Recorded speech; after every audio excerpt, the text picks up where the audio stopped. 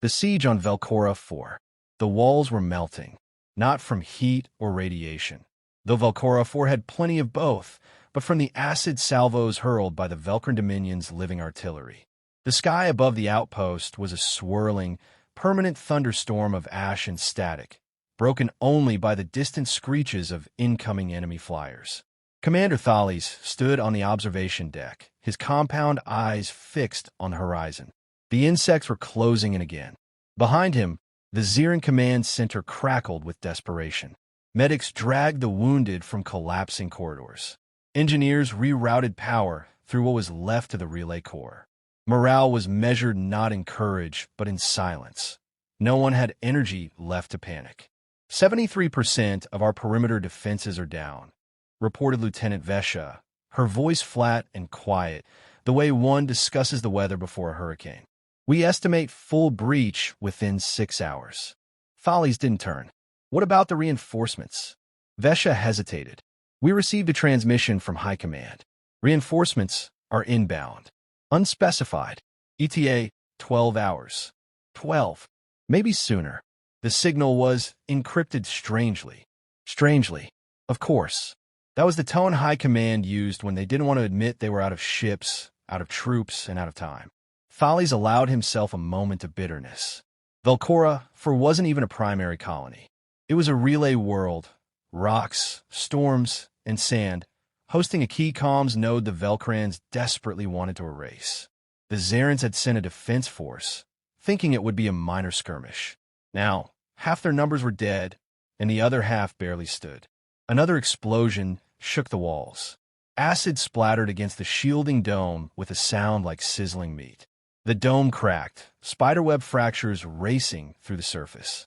Thales turned away from the window and looked at the last operational holomap. Their forces were clustered in the central bunker.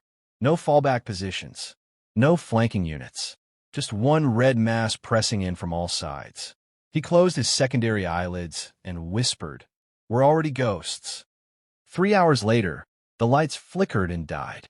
Emergency backups kicked in, but the silence afterward was deeper than before. No more transmissions. No more updates. The outer barricades fell at hour 4. Velkrans poured through the gap, black-shelled horrors with blade limbs and hive weapons. Xeran defenders opened fire, their energy rifles glowing weak in the dying night. Screams echoed down the halls. Thales prepared to fall with his command. Then the sky tore open. It wasn't a poetic image. It literally tore. The storm clouds above cracked apart with a thunderclap so deep it shook bones. Something slammed into the ground just outside the perimeter, too fast for a controlled landing, too violent to be strategic. A dropship, charred, scarred, its hull barely intact. Thales squinted through the cracked dome. The ship's side was painted with crude, hand-scratch symbols. No official insignia, no Xer markings. Certainly not Alliance standard. "Who are they?" Vesha whispered. No one answered. The hatch exploded outward. Not open, detonated. A figure stumbled out, coughing, laughing, slapping another on the back. They weren't wearing full armor. Just light exosuits and ragged cloth, as if they'd dressed for a training simulation, not a battlefield.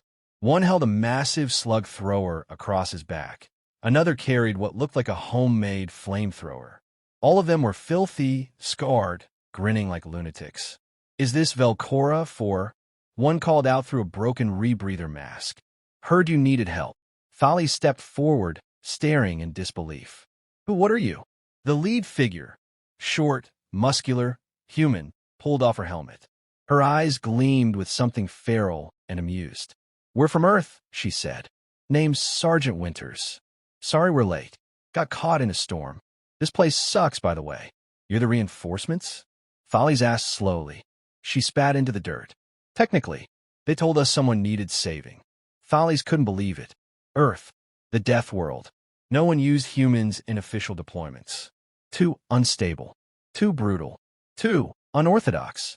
"I asked for trained soldiers," he muttered. Sergeant Winters cracked her neck, unholstered her weapon, and smiled. "And you got Deathworlders. Let's show these bugs how bad a mistake that was." Deathworlders on deck. The battlefield changed in minutes. Where once Velkran forces surged confidently toward the crumbling Xeran perimeter, now chaos reigned. The humans didn't fight like soldiers. They fought like predators, uncaged, unrelenting, unholy. Sergeant Winters moved like a phantom, sliding between wrecked barricades, double-tapping bug skulls with a sidearm that kicked louder than a fusion cannon. Beside her, a lanky, red-bearded man they called Griggs hurled a satchel charge through a cloud of acid mist, grinning as a Velkran war beast exploded into a mess of legs and ichor.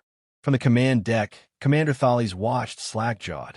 "These humans," Lieutenant Vesha murmured, "they're not wearing sealed armor. The radiation index out there would cook most of our units in under an hour." "They aren't most units," Thales replied grimly. The Xeran commanders had spent decades studying military doctrine, strategy, formations, discipline. This was how civilized species waged war. Humans ignored all of that. They dove into fire, charged without cover, laughed when wounded. One was seen biting a Velkran's antenna off before stabbing it repeatedly with what appeared to be a sharpened toothbrush. Thales opened a private comm channel to Sergeant Winters, hoping for some answers. "Commander," she answered, her voice punctuated by gunfire and laughter. "What's up? Where you people?" She chuckled. "Deathworlders. Didn't they brief you? I heard rumors.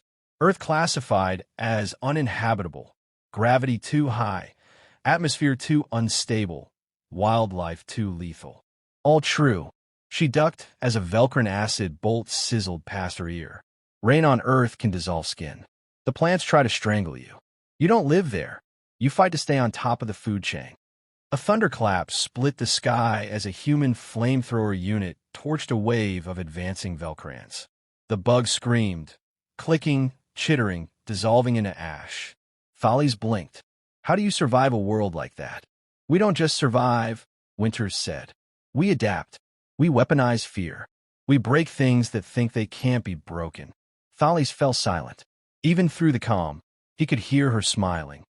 Hours later, the forward trench was quiet, smoking, littered with the dismembered carcasses of Velkran scouts and drones. The humans had set up a crude camp just inside the base walls. They leaned against rubble, shared rations, sharpened blades with unhurried ease. One was teaching a Xeran how to load a magazine, patiently correcting his clawed grip as if they weren't surrounded by a war zone. Vesha approached Thales, still shaken. They broke the Velkran wave in under 6 hours. "And they did it while laughing," Thales added. "Did you see the one who strapped 2 grenades to his chest and ran into the brood nest?" "Yes, sir. He survived." "Of course he did." They approached Winters, who was cleaning her boots with a rag soaked in Velkran blood. "We need to know what you're planning," Thales said. "We can't win this war by brute force alone." Winters looked up. "You sure about that?" He hesitated. She leaned forward, serious now. "We're not here to take orders, Commander. We're here because Earth owes a favor. We pay our debts in full. But if you want to survive, you need to stop thinking like a Xeran." Thales folded his arms. Meaning your people rely too much on tech. You stand behind shields. You calculate odds. You wait for permission to act. That's why you're losing. And what would you suggest?" Winters pulled a data chip from her pocket and tossed it at him. "Blueprints. Traps. Guerrilla tactics. My team will help you build them. But your people need to learn to fight dirty. Or die clean." By nightfall, the base was being transformed. Humans and Xerans worked side by side. Plasma turrets were repositioned. Barricades laced with homemade mines. Pitfalls dug with serrated scrap. Tripwires made from recycled fiber and coated with paralytic poison. Gifted, apparently, from a tree on Earth known for eating small animals. Vesha watched one human jab a knife into the mud and smile. "These are your soldiers?" she asked Winters. "Soldiers, mercs, lunatics. On Earth, the line's blurry." Vesha nodded slowly. "And you enjoy this?" Winters laughed, low and wild. "We live for this. The cost of survival." Velkora IV didn't sleep. Lightning tore the sky in purple streaks. Wind howled like a living creature through shattered bunkers and razor-sharp stone ridges. The storm season had worsened. For most species, this weather would mean retreat. For the humans, it meant camouflage. The Velkorans didn't stop either. The bugs returned just before midnight, this time smarter. They stayed out of turret range, tunneling beneath the base instead. A low rumble began, barely perceptible at first, then rising into a tremor. The ground buckled beneath the Xeran bunkers. Underground breach. Vesha shouted. Heat signatures coming up fast, confirmed one of the human techs. Sergeant Winters was already moving. They brought a burrow, she muttered. Big one. The base shook violently. Then the command floor exploded upward in a shower of stone and alloy. Something massive burst through, a Velkran siege maw, 30 meters long, armored like a walking mountain. Its mouth opened in thirds, revealing spinning rows of bone blades and acid glands. Xeran's soldiers screamed. Weapons fired. Plasma bolts sizzled off the monster's hide like rain off a rock. Fall back, Follies ordered. Everyone pull back to Sector 7. No, Winters growled, cracking her neck. We finish it here. She keyed her comms. Griggs. Plan C. A second human, grinning as always, ran forward carrying what looked like an oversized metal barrel. It wasn't a bomb. Not yet. It was an Earthborn plasma core, jury-rigged with a short fuse and a death wish. You're going to use that? Follies asked. Winters didn't answer. She just started running. The siege maw reared up, roaring acid across the chamber. Winters ducked, rolled, sprinted. Griggs followed, shouting earth curses the translator refused to process. The humans disappeared beneath the monster's bulk, just as it slammed down and crushed the floor again. A moment of silence. Then, boom. The core exploded from inside the siege maw's gut, sending shards of carapace and steaming gore in every direction. The shockwave knocked over everyone still standing. A burning stench filled the air. When the smoke cleared, the siege maw was dead, slumped over in twitching halves. Follies rushed forward, scanning for survivors. Griggs limped out first, dragging his right leg, but grinning wide. That was awesome. Behind him came Winters, bleeding from her arm, limping but alive. She was laughing. You could have died, Follies said. Could have, she agreed, sitting down hard on a chunk of rubble. But then who'd teach your soldiers how to gut something 3 stories tall? Vesha looked at the splattered remains. You knew it was coming. They always send something big when they're desperate, Winters said. Question is, how desperate are they now? By morning, morale on the base had flipped. Xerans weren't just surviving. They were fighting back. The humans had infected them with something far more dangerous than weapons. Belief. Young Xeran troopers now trained with knives, learned how to booby-trap corridors, how to fight close, how to move fast. Some even started mimicking human slang and hand signs. Vesha found herself paired with a human named Ortiz, a thick-shouldered woman who spoke 3 languages, none politely. Your people are smart, Ortiz said, handing Vesha a blade. But you overthink everything. You gotta feel it. Let your instincts talk. Vesha hesitated. Instincts got me nearly killed last month. Yell, Ortiz smirked. Not listening to them will guarantee you die. They sparred. Vesha was clumsy at first, unbalanced, overly cautious. But Ortiz was patient. For a creature raised on a world full of monsters, she taught like a friend. After their 3rd session, Ortiz slapped her shoulder. You'll do fine. Just remember, if it bleeds, we can kill it. That night, Folly stood alone atop the western watchtower. Below, both species worked side by side. Humans singing strange earth songs as they repaired defenses. Xeran's humming along. Winters joined him silently. We've lost so many, he said. I'm not sure it's worth it. It never feels worth it, she replied, lighting a match with her thumbnail. Not until you win. Is that how your kind lives? Bleeding, burning, but hoping to win. She took a drag, then exhaled. No, we don't hope. We decide. That's the Deathworld difference. Echoes of Earth. They came at dawn. The final wave. Thousands of Velkorans, descending like a tide of clicking mandibles and chittering legs. Sky Striders blocked out the rising sun, and below, a black swarm rolled over the dead no-man's land toward the base. Commander Thales stood on the newly reinforced ramparts beside Sergeant Winters. They're committing everything, he said. Winters spat over the edge. Good. So are we. The base was no longer the fragile station of days before. It had become a maze of horrors, a death trap, sculpted by Earth hands and Xeran ingenuity. Explosive choke points, molten plasma traps disguised as debris, magnetic mines buried in shallow trenches, tuned to Velkoran exoskeletons, and humans, everywhere, waiting with grins and blades, coated in grime, blood, and purpose. As the Velkorans charged, they triggered the first line of Earth-style surprises. A dozen of them detonated in one synchronized blast, mines fused with unstable fuel cores. The second wave stumbled, only to be met by a rain of fire launched from oil-filled drums hurled off the walls by grinning humans. And still, the Velkorans came. From a control tower, Thales watched in awe as his own Xeran soldiers, those who once flinched at loud sounds, now moved in tandem with their Deathworld allies. They used blades and blunt force, fought in close quarters, and gave ground only to lure the enemy into kill zones. What once was panic had become a war rhythm. In the heart of the chaos, Winters led a strike team directly into the middle of the Velkoran swarm. She carried no ranged weapon, just a plasma axe, roaring with white-hot energy. Behind her, Vesha and Ortiz flanked right, cutting down drone after drone. "This is insane," Vesha shouted, slashing through a Velkoran carapace. "This is Tuesday on Earth." Ortiz yelled back, laughing.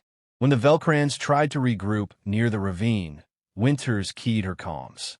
"Griggs, set off." From a distant ridge, Griggs grinned and hit a single button. The ravine, lined with every explosive the humans had left, erupted. Velkoran bodies were flung skyward, some still twitching as they fell. The ground quaked. Fire licked the clouds. Winters lifted her axe and roared. The Xeran troops, watching from behind cover, rose up and surged with her. The line broke. The Velkoran advance shattered. They didn't just retreat. They fled. The battle was over by midday. Smoldering carcasses coated the field. The storm above began to calm, the lightning flickering out like a spent pulse. And in the center of it all, humans and Xerans stood shoulder to shoulder, alive, bloodied, and victorious. Thales called an emergency holo briefing with Alliance High Command, transmitting footage of the battle. "What is the status of Velkora IV?" asked a cool, detached voice on the other end. Thales stepped aside, letting the camera pan to show Winters, covered in soot, sipping from a canteen shaped like a grenade. "We held the line," Thales said, "but not because of you. Because you sent them." A long pause. "That was not standard protocol." "No," Thales replied, his voice sharp. "It was better." He ended the transmission. That night, the humans prepared to depart. Their ship had been patched, barely flight-worthy. Griggs insisted he could fly it, as long as the wings didn't fall off before the stars showed up. Vesha approached Winters as the crew packed up. "Will you be reassigned to other battlefronts?" Winters nodded. "Probably. High Command knows we work. Now, they'll pretend it was their plan all along." "You changed us," Vesha said. "Not just the tactics. You changed who we are." Winters smiled tiredly. "Good, because the galaxy's not getting any softer." Thales arrived, holding a sealed container. Inside was a metal Xeran honor emblem, first rank. "We don't usually give these to outsiders," he said, offering it. Winters looked down at it, surprised. Then she waved it away. "Pin it on one of your kids. They earned it more than we did." Thales hesitated, then smiled. "You know, at first, I thought your kind were savages." "We are," she said, chuckling. "But we're savages now. Just call when the bugs come back." As the human ship lifted off, its thrusters crackling against the storm-torn sky, the Xerans below watched in silence. Not with fear, not with doubt, with respect.